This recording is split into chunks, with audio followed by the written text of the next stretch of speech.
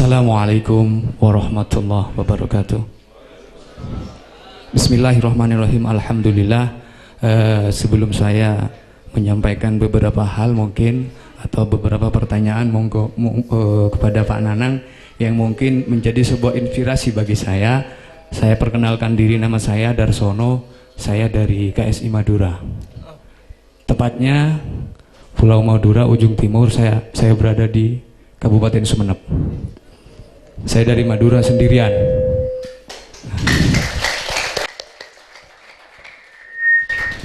Ya, yang saya hormati, kebetulan pada kesempatan kali ini pertemuan KSI di Sarangan ini ada Ketua Umum dan juga Bapak Iwan yang terhormat. Dia menjadi inspirasi bagi saya ketika kita mungkin segelintir saya bercerita pada waktu Kopdar 1 di Pasuruan. Pulang saya punya ilmu dari Pasuruan, saya membentuk asosiasi peternak sapi di Madura. Rekrutmen saya semuanya kalangan pemuda. Alhamdulillah, mungkin sebentar lagi kita ada kontrak dengan Trans 7. Kontes kemarin, kontes sapi cantik di Madura. Alhamdulillah, cuman lokal yang lebih disebut oleh orang Madura sapi sono. Alhamdulillah, sebentar lagi dipakai di Tour Ranger di Trans 7 dengan penawaran harga 250 satu pasang. Mungkin beda dengan Pak Nanang, ini sudah levelnya level atas sudah. Mungkin saya pemula, mohon maaf Pak Nanang ya. Ya, yang kedua, mungkin ini menjadi sesuatu yang sangat berharga bagi teman-teman. Didatangkan dokter hewan Pak Nanang yang pada kesempatan kali ini beliau memberikan materi yang alhamdulillah mungkin menjadikan ilmu bagi saya nanti untuk kita getuk tularkan kepada teman-teman di daerah. Yang saya pertanyakan juga kepada Pak Nanang, yang terjadi di Sumeneb, para peternak, yang saya pertanyakan konsentrat itu bentuknya seperti apa? Sebab karena tadi Pak yang dari Kepala Dinas Peternakan Magetan, mohon maaf ya, yang terjadi di Sumeneb itu pakan ternaknya konsentratnya masih pakai 511. Baru sekarang ini saya tahu bahwa itu pakan yang sebenarnya tidak dikonsumsi, istilahnya jeruk makan jeruk nanti. Mohon penjelasan konsentratnya seperti apa. Pakan ayam, ya 511 pakan ayam. Karena bahan baku di dalamnya ada daging sapi, istilahnya jeruk makan jeruk nantinya. Jadi mohon penjelasannya seperti apa. Dan yang terakhir, kami undang teman-teman ke Madura. Konsumsi kami tanggung karena ada kucuran dana, ada donatur dari Net TV kemarin yang ketemu kita bersama teman-teman di Sumeneb. Alhamdulillah tidak begitu banyak, tapi saya inginkan teman-teman datang ke Sumeneb. Saya inginkan kepada Bapak yang dari Jawa Timur, Kepala Dinas, mohon, karena kami sudah komunikasi dengan dinas terkait di daerah tentang lahan, mohon, sebab ketika proses dari atas itu gampang. Ketika proses dari atas, kalau dari bawah itu kita tertatih-tatih. Makanya ketika dari provinsi menginstruksikan kepada dinas yang ada di daerah, insya Allah kami akan mendapat respon dari dinas terkait di daerah. Mohon bantuannya, dan juga saya undang seluruh teman-teman. Saya nanti koordinasikan dengan teman-teman di daerah kapan waktunya, sebab tadi saya sudah komunikasi dengan pimpinan terpilih. Insya Allah dia akan hadir, kami akan tentukan waktunya. Tidak usah biaya konsumsi saya tanggung bersama teman-teman di daerah. Itu saja mungkin konsentratnya Pak. Nanti saya bawa pulang ke Madura, saya instruksikan kepada teman-teman bahwa saya dapat ilmu di Sarangan seperti ini, sehingga 511 itu bukan dijadikan pakan ternak. Itu saja mungkin yang bisa saya sampaikan. Kurang lebihnya, kalau ada tata bahasa yang kurang tersusun, nun sewu. Assalamualaikum warahmatullahi wabarakatuh. Waalaikumsalam.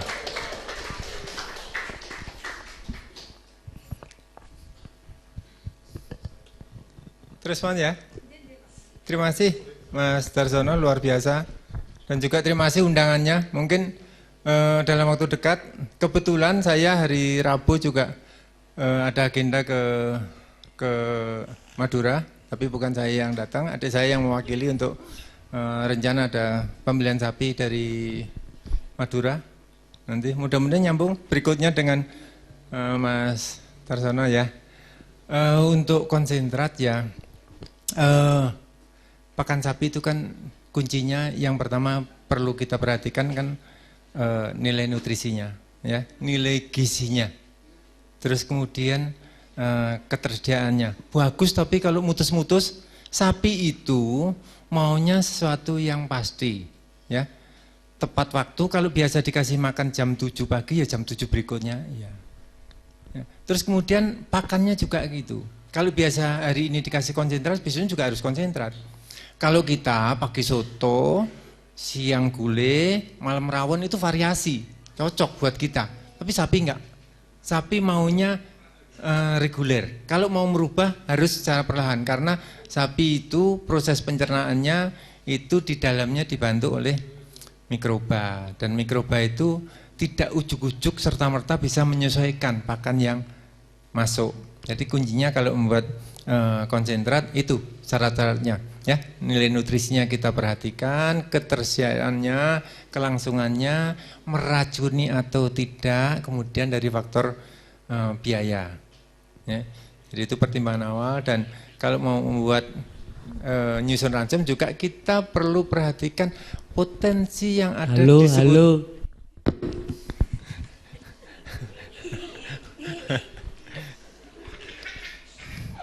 ya, potensi yang ada di seputaran kita itu apa? Kalau di Lampung kami bersyukur ya, di Lampung itu gudangnya pabrik tapioka, ya, di mana limbahnya yang namanya onggok bisa kita gunakan sampai hampir 50%. Itu sumber karbohidrat yang sangat murah. Bahkan hampir semua perusahaan yang ada di Banten, Jawa Barat, Jabodetabek itu ngambil onggoknya dari Lampung. Jadi kami yang ada di Lampung itu sedikit lebih menang paling tidak dari sisi biaya transportasi, ya. Jadi untuk konsentratnya Mas, itu konsentrat kalau biasanya kita menggunakan istilah pakan penguat makanya, ya. Jadi memang benar pakan aslinya sapi itu seperti tadi disampaikan Pak Iwan kan memang rumput, ya.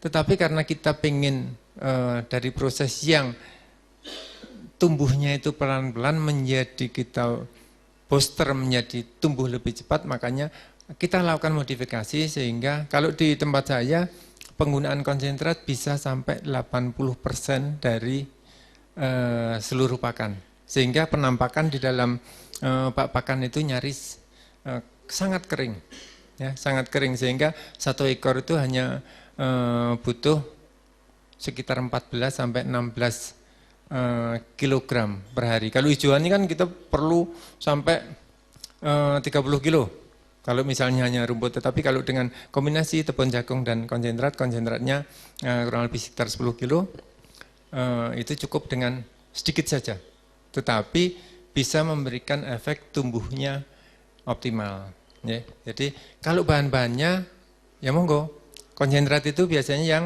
proteinnya tinggi. Sayangnya yang proteinnya tinggi itu biasanya harganya mahal. Tetapi enggak apa-apa, kita berhitung saja. Mahal tapi baliknya ke kita lebih tinggi, kenapa enggak? Ya, selama kita sudah kalkulasikan. Kalau dengan biaya misalnya 10.000 tumbuhnya hanya 0,3 kilo, 0,4 kilo sehari, tapi kita naikkan menjadi biayanya 30.000 tapi bisa 1,3, itu masih akan jauh lebih menguntungkan yang mahal, tetapi ya maunya kita sih murah, hasilnya bagus, tapi susah nyari rumus yang seperti itu. Jadi kita yang wajar-wajar saja lah ya. Kita realistis, selama biayanya juga masih masuk kalkulasi kita gunakan. Tapi intinya itu ya, konsentrat itu yang proteinnya lebih tinggi. Dan juga satu kelemahan sumber pakan di Indonesia itu apa ya istilahnya, TDN-nya atau kecernaannya itu rendah.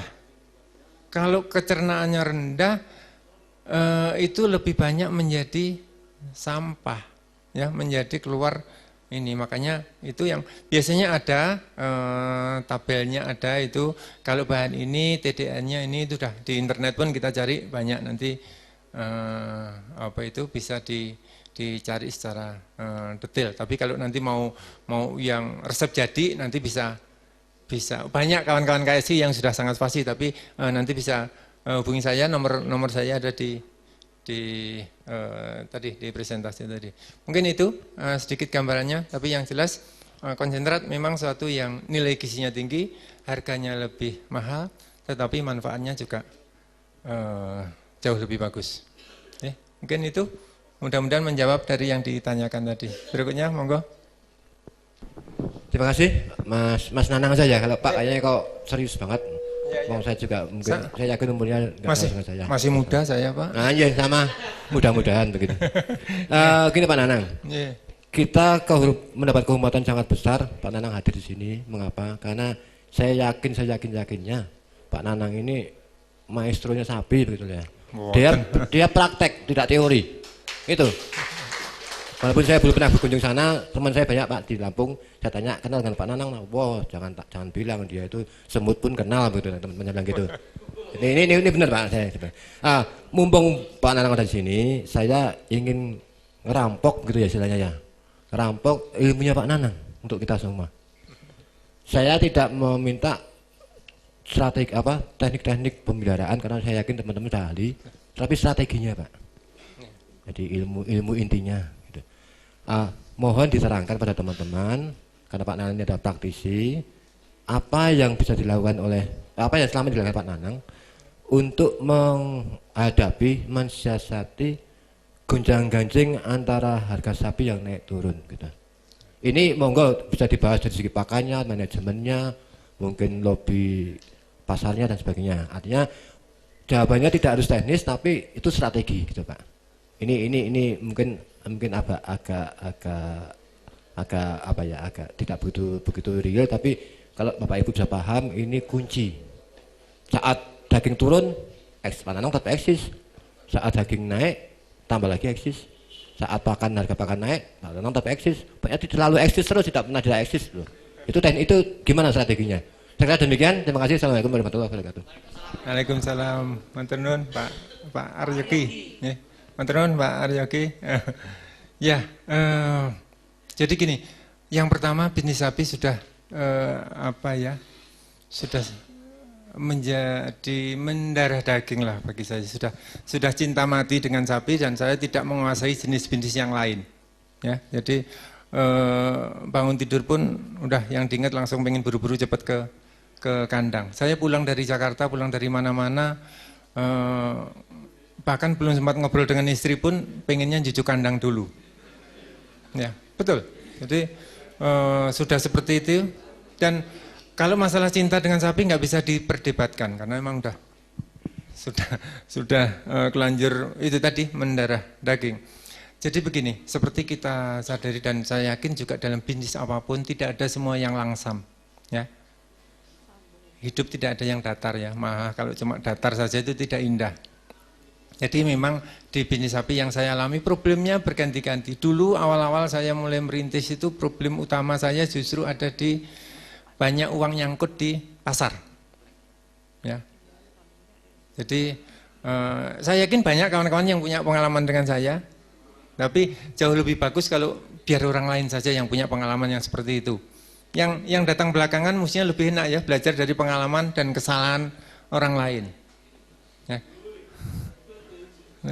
Jadi di dalam kalkulasi di buku kita rapi, untung, tapi begitu lihat cash flow-nya loh kok jemblok di sini nyangkut, di sini nyangkut, di sini nyangkut. Ini problem yang ini dan ternyata proses nagihnya pun juga kita itu kayak orang ngemis. Kita yang punya uang, kita ngadepi orang yang utang ke kita, malah kita yang ini kadang yang dibentak.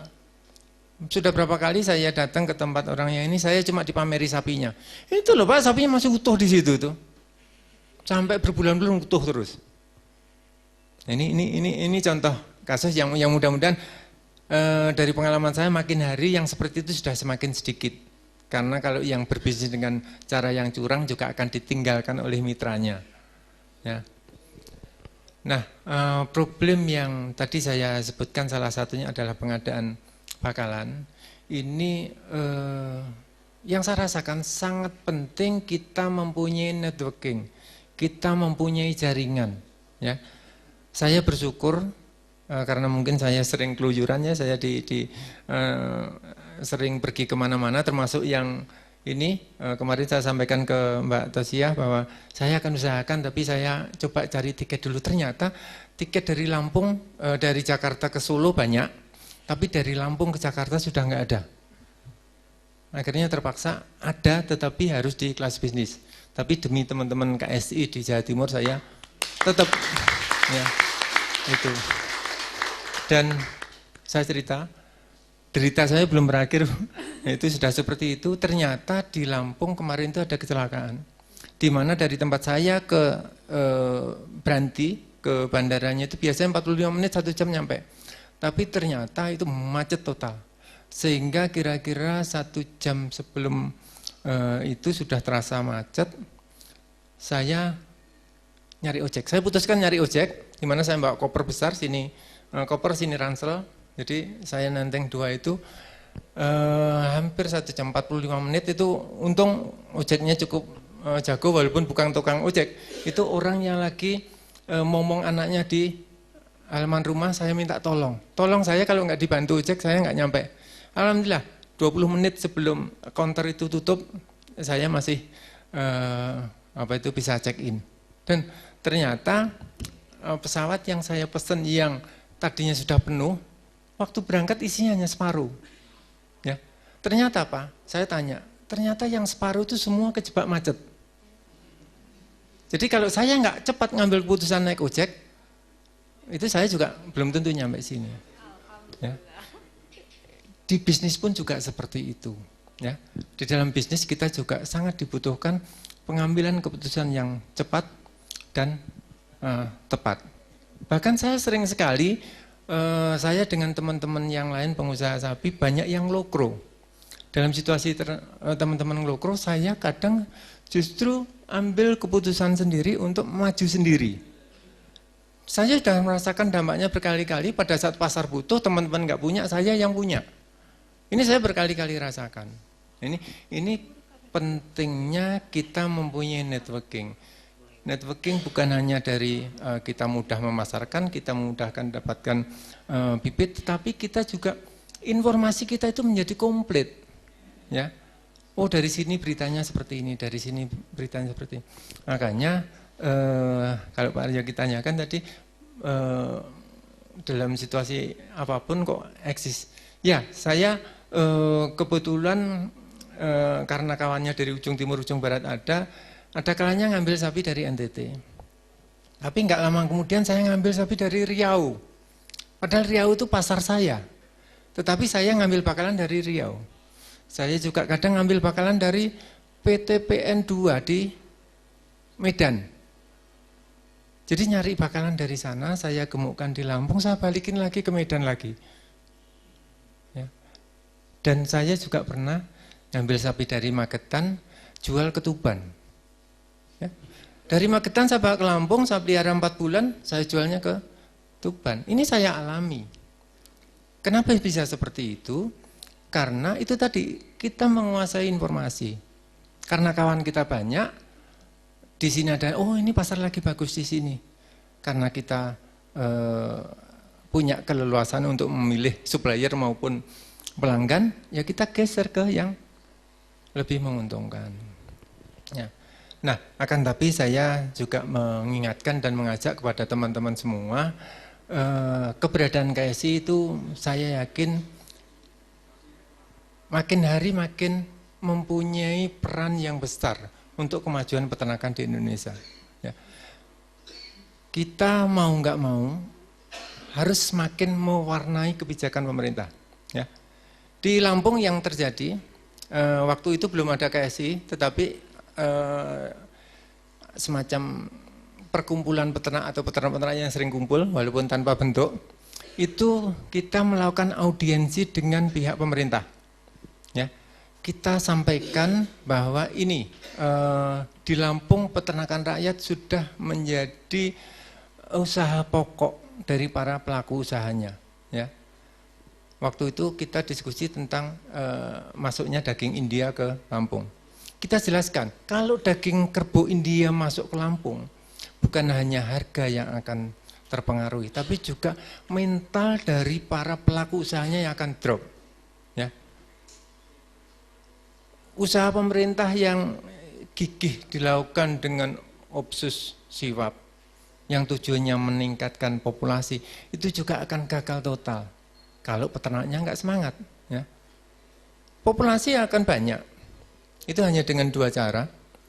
Ya. Yang pertama, jumlah peternaknya harus ditambah. Ya, kalau sekarang sekitar 5 juta, naikkan menjadi 8 juta. Dengan kepemilikan rata-rata saat ini 3 ekor. Atau peternaknya tetap aja 5 jutaan. Tetapi kepemilikannya dari 3 ekor menjadi 5 ekor. Pilih mana? Ya, peternaknya ditambah atau kepemilikannya yang ditambah. Tetapi apapun pilihannya, keduanya menuntut iklim usaha yang kondusif. Bahwa usaha sapi harus menguntungkan. Ya. Nah, datangnya daging kerbau India yang dengan harga dipaksakan harus di bawah 80.000, ya, mau nggak mau itu kan cepat atau lambat akan mempengaruhi harga sapi hidup juga, sapi kita juga. Nah, ini yang harus kita siasati, dan di Lampung sudah cukup berhasil, di mana ada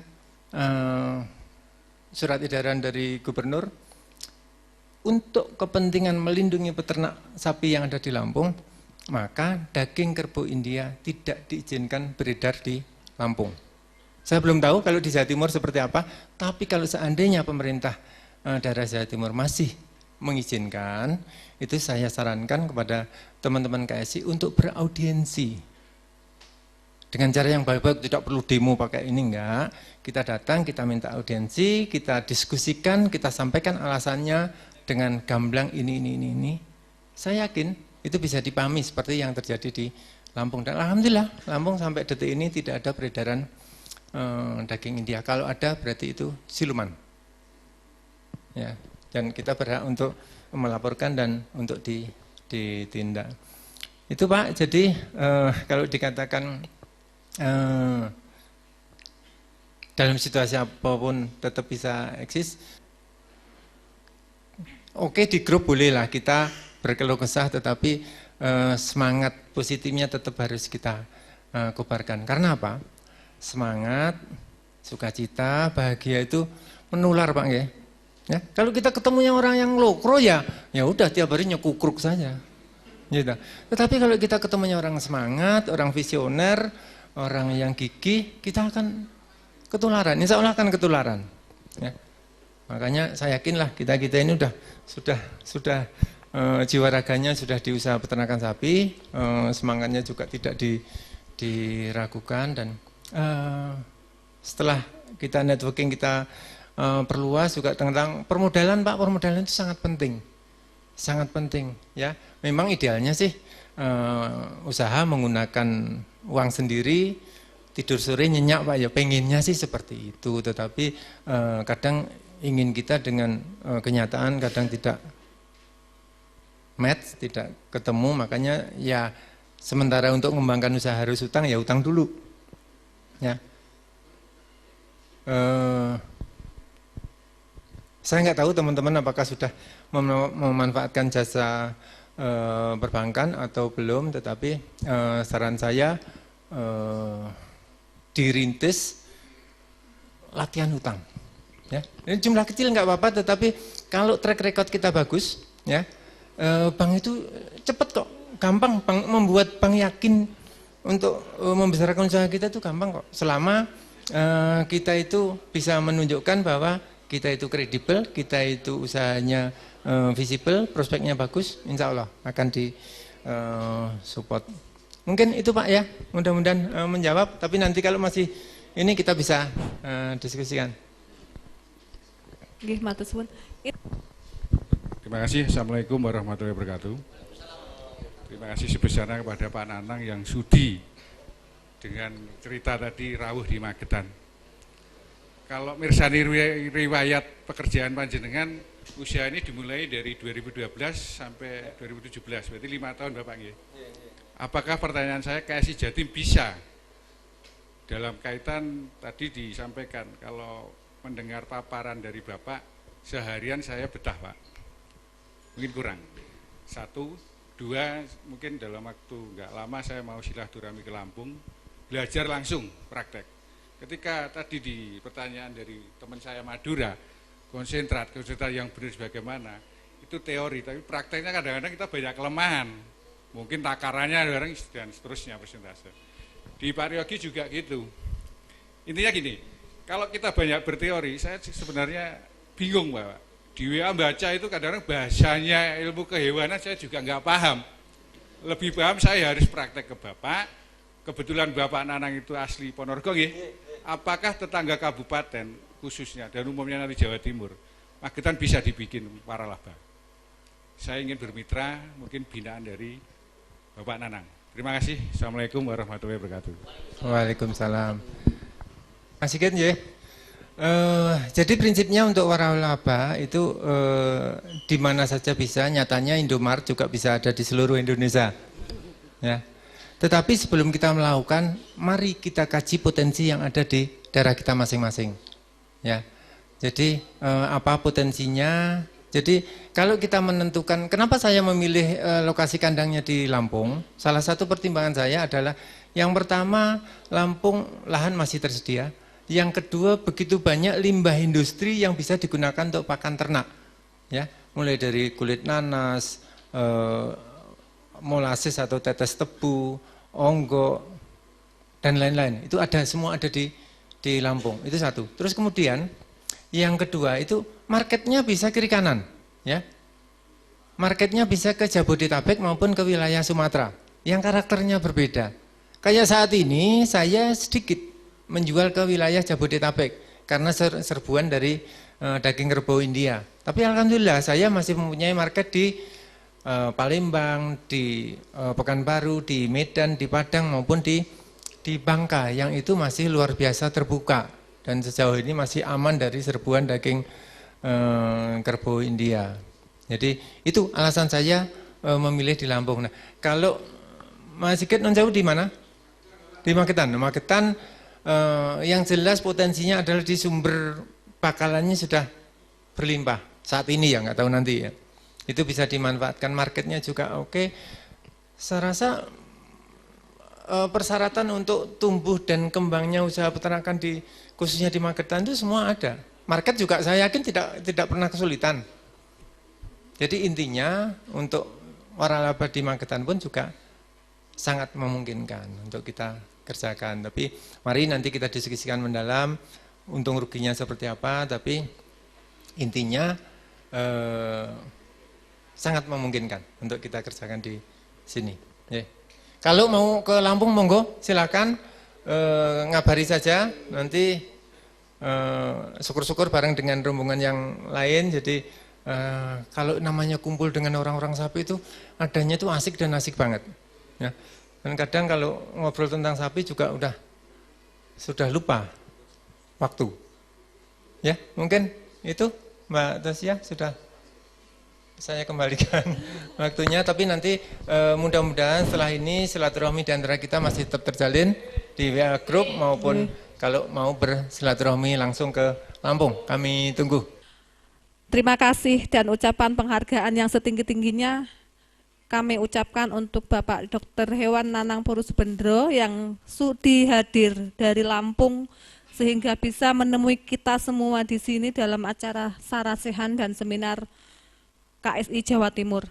Semoga apa yang menjadi harapan dan cita-cita kita bersama akan tercapai dan perjuangan dan pengorbanan Pak Nanang akan dibalas seimbang dan setimpal oleh Allah Subhanahu wa taala. Allahumma amin. Okay. Kemudian setelah ini kawan-kawan, ini jam 12:15 kita isoma, kemudian di isoma bersama hiburan. Kemudian kita kumpul lagi jam 1 di ruangan ini. Nggih, dilanjut jam 1 nggih. Terima kasih, monggo teman-teman bisa menikmati hidangan ala kadarnya di depan.